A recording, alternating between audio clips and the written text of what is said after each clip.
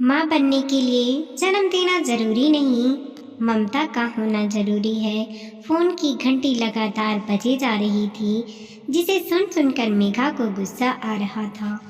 गुस्सा क्यों ना आए, वह अपनी नन्ही सी बेटी अमारा को सुलाने की कोशिश कर रही थी।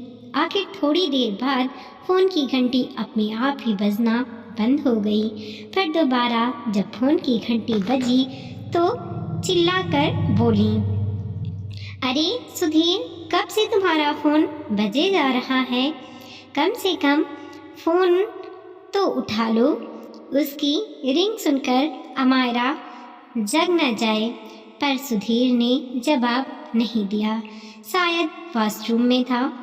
आखिर तिलमिलाते हुए मेघा उठकर बाहर आई। फोन देखकर तो माँ जी का फोन था, जिसे देखा मेघा और ज़्यादा आग बबूला हो गई। उसने फोन उठाया नहीं, बल्कि काट कर एक तरफ पटक दिया। इतने में सुधीर भी वॉशरूम से बाहर आ गया। मेघा, किसका फोन था और किसका होगा फोन? तुम्हारी माँ का फोन था। अरे तो तुम इतना गुस्सा क्यों कर रही हो? गुस्सा नहीं तो क्या करूं? कितनी मुश्किल से अमारा को सुला रही थी, पर उन्हें भी चैन नहीं है। बस हर रोज फोन लगा देती हैं और काम वाम कुछ होता नहीं है। बस ये पूछने के लिए कि बेटा तूने खाना खाया, जैसे तुम्हारी बीबी तुम्हें भूखा रखती है। अरे वो माँ है, उनकी भावनाओं को समझो।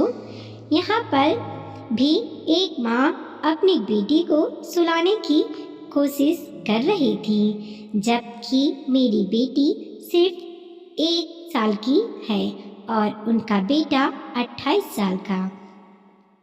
अच्छा, ठीक है, तुम जाओ अमायरा को पास, मैं माँ से बात करता हूँ। गुस्से में दुनदुनाते हुए मेघा कमरे में चली गई।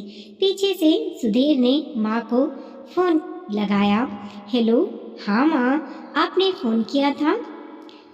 वो दरअसल मैं वॉशरूम में था, इसलिए। बेटा तुमने खाना खाया?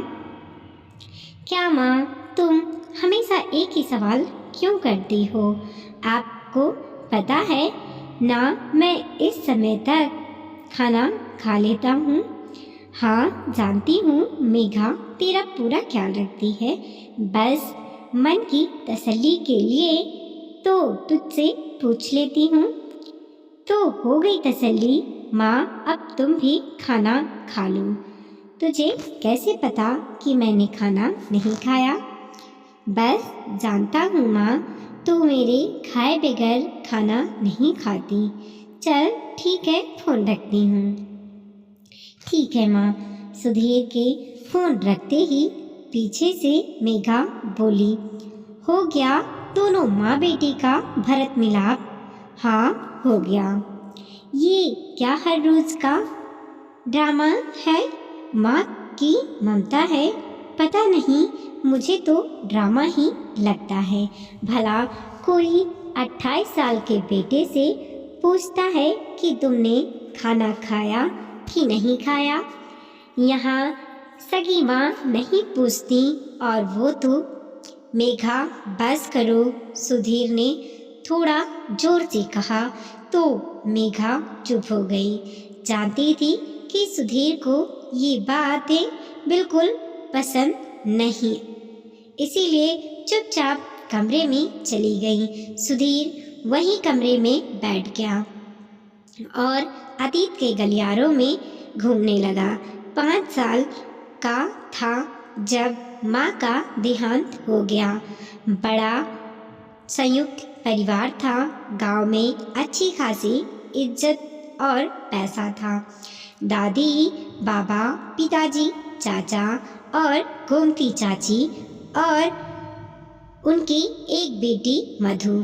कहते हैं दूसरे बच्चे को जन्म देते समय माँ की मृत्यु हुई थी। ना माँ बची और ना ही वो बच्ची।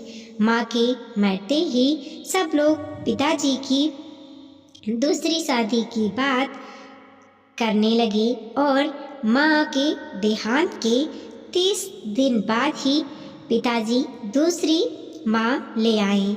दूसरी माँ नहीं, दूसरी पत्नी। बहुत मारती थी, बिल्कुल प्यार नहीं करती थी। छोटी छोटी सी गलती पर खाना खाने को ना देती, पर मजाल है घर में कोई उसके खिलाफ हो जाए, क्योंकि कोई खिलाफ बोल जाए तो सीधा जवाब मिलता था, तुम संभालो इसे। दादी बाबा भी कुछ खिलाफ ना बोलते, क्योंकि पिताजी का सिक्का घर में बोलता था। आखिर उन्होंने घर में पोता जो दिया था, जबकि चाचा चाची को ज़्यादा बोलने की इजाज़त ना थी। उनकी एक बेटी जो थी, चाहे उससे पोते की सामत ही क्यों ना आई हो। ऐसे में एक ही माँ सहारा था, गोमती चाची। वो बहुत प्यार करती थी। जब भी उनके पास जाता, सबसे पहला सवाल यही करती थी, बेटा तुमने खाना खाया? कई बार सौतेली माँ से छुपाकर दरवाजे की ओट के पीछे कुछ खाने को दे देती। कई बार तो सुधीर के लिए सौतेली माँ की गालियाँ तक खा चुकी थी, पर चुपचाप बर्दाश्त कर लेती थी। शुरू में तो चाचा ने भी खूब डांटा। 1-2 बार तो बेचारी चाची को पीटा भी, पर पता नहीं कैसा मोह था जो सुधीर और गोमती चाची को ममता की डोर में बांध गया। उसके बाद सौतेली माँ के एक बेटा हुआ, सुधीर का छोटा भाई। उसके बाद तो सुधीर को पिताजी भी नहीं पूछते। धीरे धीरे सभी ने बोलना छोड़ दिया। सौतेली माँ तो क्या बोलती, उनकी तो बला टली थी।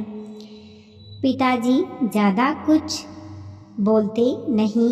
उनकी तरफ से तो बेटे की परवरिश हो रही थी और चाची की ममता देखकर चाचा अपने आप ही यह सोचकर चुप हो गए कि जहाँ एक बेटी है वहाँ माँ तो क्या बोलती, उनकी तो बला टली थी। पिताजी ज़्यादा बोले नहीं। उनकी तरफ से तो बेटे की परवरिश हो रही थी और चाची की ममता को देखकर चाचा अपने आप ही ये सोचकर चुप हो गए कि जहाँ एक बेटी है वहाँ भगवान ने एक बेटा भी दे दिया। कोई देखकर नहीं कह सकता था कि सुधीर उनका बेटा नहीं बल्कि जेठौता है। उसे कभी भूखा ना सोने देती, रात को उसे खाना खिलाती, उसके बाद ही खाना खाती। उसकी पढ़ाई लिखाई से लेकर हर चीज़ का ध्यान वो खुद रखती। और यह नियम तब भी था जब आगे की पढ़ाई के लिए सुधीर शहर गया था, और आज भी है। सुधीर की शादी हो चुकी है, एक बच्ची का पिता बन चुका है, पर आज भी जब तक सुधीर के मुंह से यह ना सुन ले कि उसने खाना खाया कि नहीं, तब तक खाना खाने ना बैठती। इतने में अमायरा की रोने की आवाज़ से सुधीर की तंद्रा टूटी और वह कमरे में गया। लाओ मुझे दो, मैं चुप कराता हूँ। तुम रेस्ट कर लो। सॉरी सुधीर, मुझे इस तरह से नहीं बोलना चाहिए था। कोई बात नहीं मेघा, तुम तो कुछ भी नहीं कहती। बेचारी मेरी माँ ने तो लोगों की मार तक बर्दाश्त की है। सच कहा, माँ माँ होती है और माँ बनने के लिए जन्म देना तो ज़रूरी नहीं, ममता का होना ज़रूरी होता है। वीडियो को लाइक कीजिए, कमेंट कीजिए और अपने दोस्तों के साथ ज़रूर शेयर कीजिए। चैनल पे नए हैं प्लीज़ सब्सक्राइब कीजिए और देखते रहिए मोटिवेशनल स्टोरी। मिलते हैं अगले वीडियो में।